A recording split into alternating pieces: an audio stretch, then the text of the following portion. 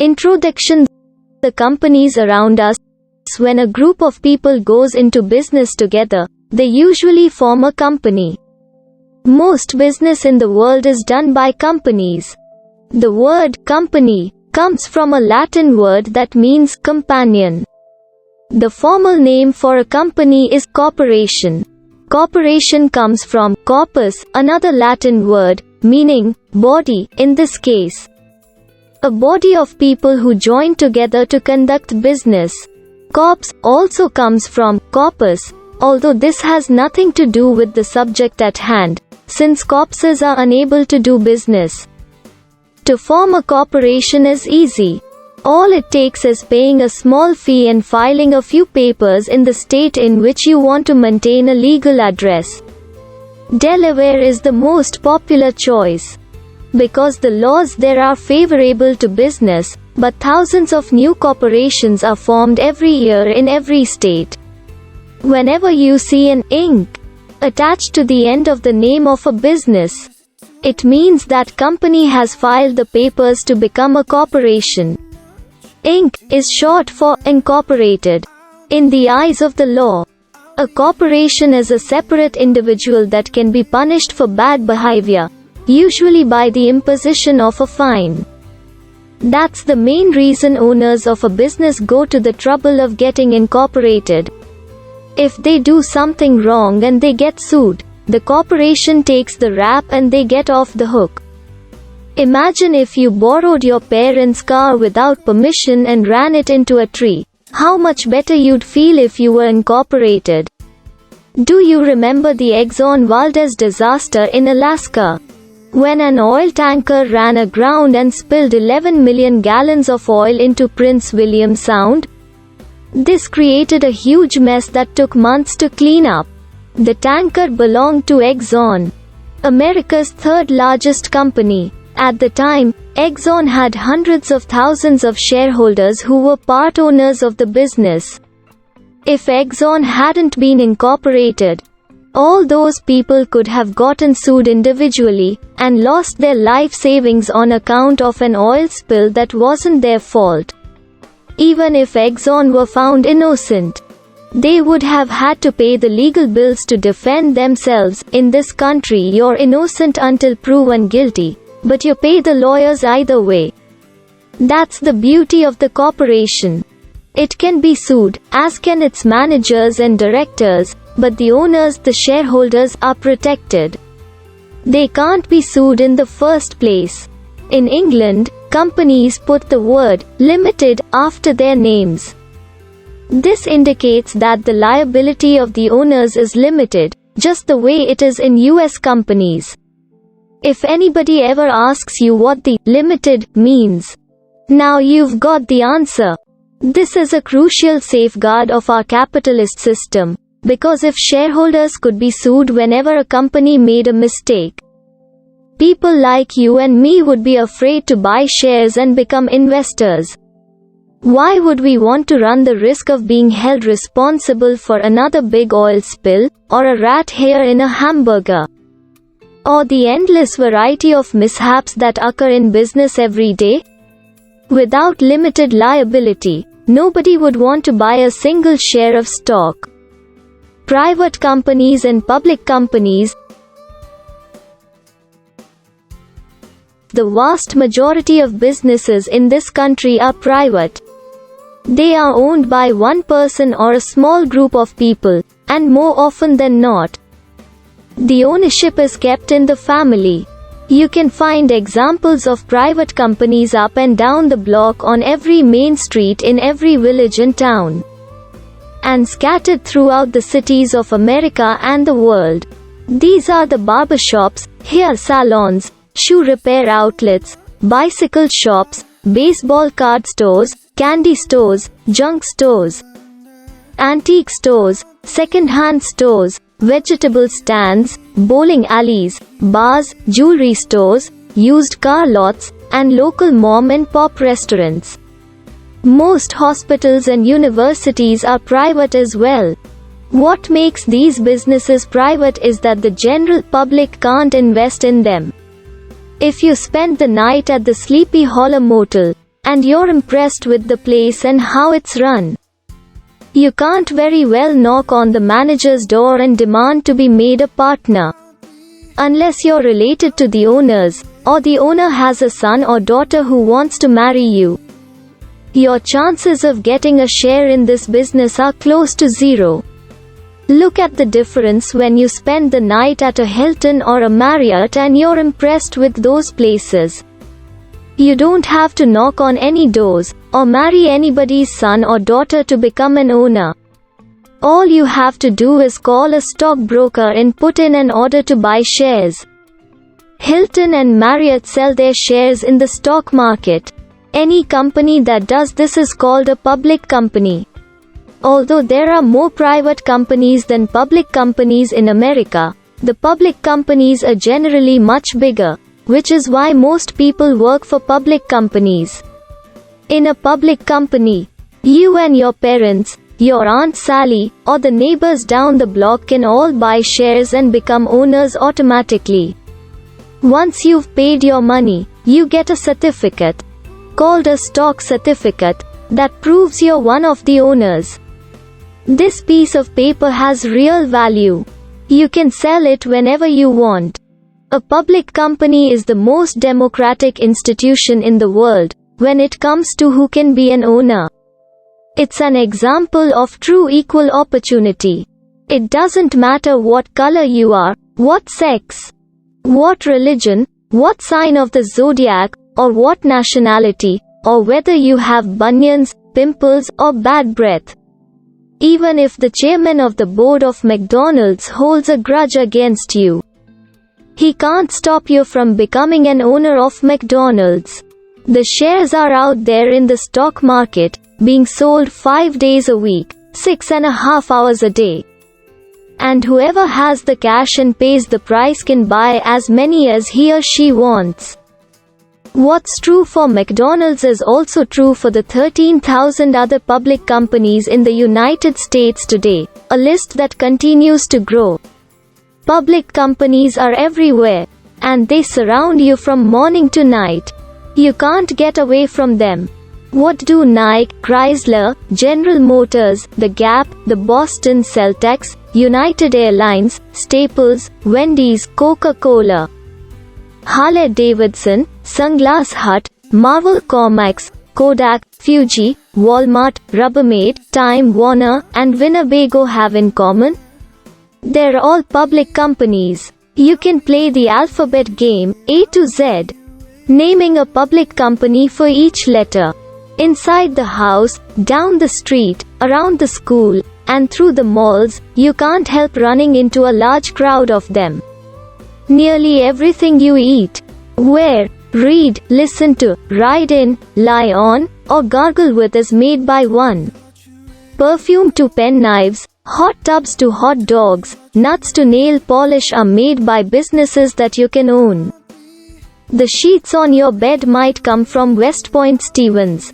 The clock radio from General Electric. The toilet, sink, and faucets from American Standard are Alia. The toothpaste and shampoo from Procter & Gamble. The razors from Gillette. The lotions from The Body Shop. The toothbrushes from Colgate-Palmolive. Put on your Fruit of the Loom underwear. The skirts and slacks made by Haiger or Farah that you bought from The Gap or The Limited, sewn from fabric that came from Galley and Lord out of fibers produced by DuPont Chemical. Lace up your Reeboks are the Keds you bought at the Foot Locker, a division of Woolworth, where you paid the bill with a Citibank Visa card. Already, you're involved with dozens of public companies. And you haven't gotten to the breakfast table. There, you'll find the Cheerios supplied by General Mills, the Pop-Tarts and Eggo waffles supplied by Kellogg's, the Tropicana orange juice by Seagram. Better known for whiskey than for fruit drinks, the Entenmann's brought to you by Philip Morris, which also produces Kraft cheese and Oscar Mayer hot dogs in addition to their Marlboros.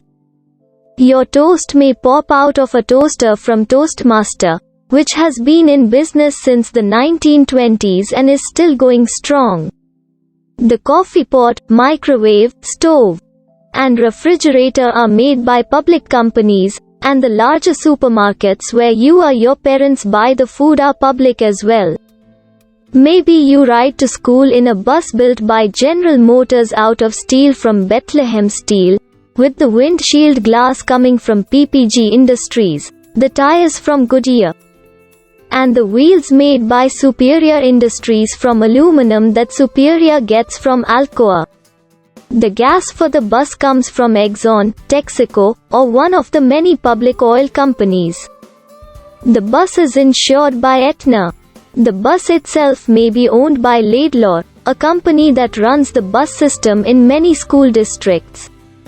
The books in your book bag have likely been published by one of the publicly owned book companies, such as McGraw-Hill, Houghton Mifflin, or Simon & Schuster.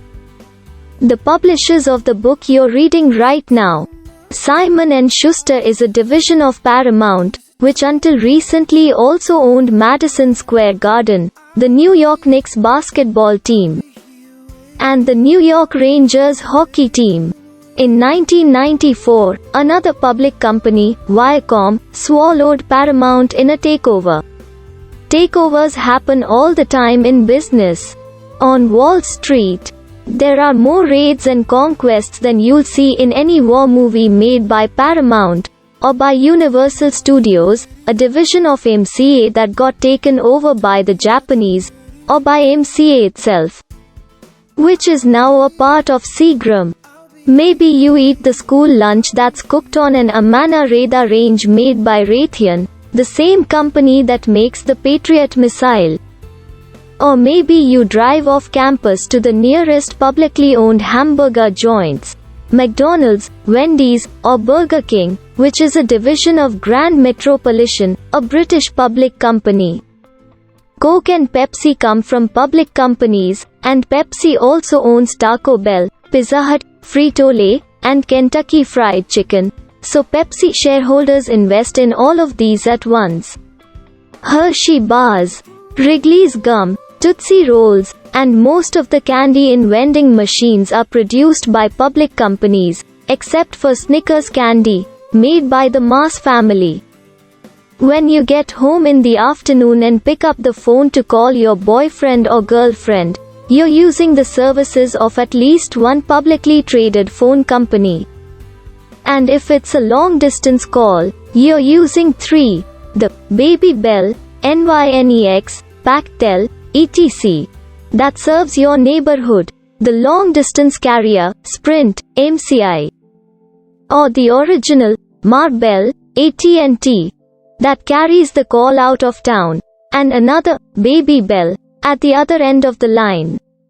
You can buy stock in any or all of these companies, as well as in the supporting cast of suppliers of cables and switches, companies that make and launch telecommunications satellites, and companies that manufacture the phones themselves. Your TV set is made by a public company, most likely Japanese. If you've got cable, it's a good bet your cable company is public. Of the 3 major networks, CBS was recently taken over by Westinghouse, NBC is owned by General Electric, and ABC is merging with Disney. Westinghouse, General Electric, and Disney are all public companies. And so is Turner Broadcasting, which owns and operates CNN and has agreed to merge with Time Warner. You can invest in Jeopardy, Wheel of Fortune, and Oprah by buying shares in King World, a public company that syndicates those 3 shows, among others. You can invest in The Simpsons or in Cops by buying shares in Rupert Murdoch's News Corp. News Corp owns 20th Century Fox Television, the Fox network, which in turn owns these 2 shows. Nickelodeon, Nick at Night, and MTV belong to Viacom, the parent company of Blockbuster Video. Most of the products advertised on TV are made by public companies. Many of these ads are written and produced by public ad agencies such as the Interpublic Group. It's easier to rattle off 1,000 names of big-time companies that are public than it is to name 10 that are still private. While there's no shortage of mom-and-pop businesses that are private, when you get to the major leagues, it's hard to find a company that doesn't sell shares to the public. As already mentioned, the Mars company, which makes Mars bars, Milky Way, and Snickers, is private. So is Levi Strauss, the blue jeans manufacturer. A few insurance giants, John Hancock, for instance, are mutual companies, but maybe not for long. In almost every chain of stores or fast food outlets you can think of, every major manufacturer, every company with a brand name product, you can be an owner. It's not as expensive as you might imagine. In fact, for slightly more than the price of a one-day pass to the Magic Kingdom, you can become part owner of the entire Disney empire. And for the same price as 20 Big Macs plus fries, you can become an owner of McDonald's, along with a lot of big shots on Wall Street. No matter how old you are or how many shares of stock you'll buy in your lifetime, it's always a thrill to walk into a McDonald's, a Toys R Us, or a Circuit City and watch the customers lining up to buy the merchandise, knowing that you've got a piece of the action and that some smidgen of the profits will end up in your pocket. When you buy a VCR from Circuit City or rent a video from Blockbuster, if you're an owner of either of these companies, you're actually spending money for your own benefit. This is an important part of our way of life that the founding fathers couldn't have dreamed up.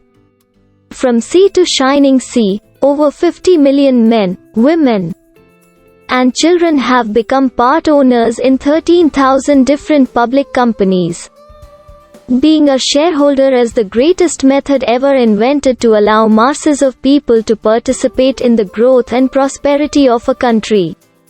It's a two-way street. When a company sells shares, it uses the money to open new stores, or build new factories, or upgrade its merchandise, so it can sell more products to more customers and increase its profits. And as the company gets bigger and more prosperous, its shares become more valuable, so the investors are rewarded for putting their money to such good use. Meanwhile, a company that prospers can afford to give pay raises to its workers and move them up the line to bigger and more important jobs. It will also pay more taxes on its increased profits.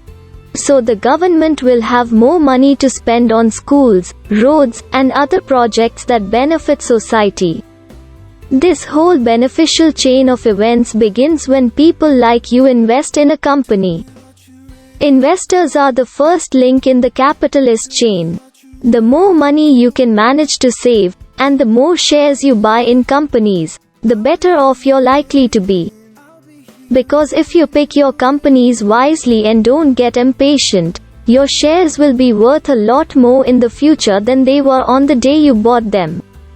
End of introduction.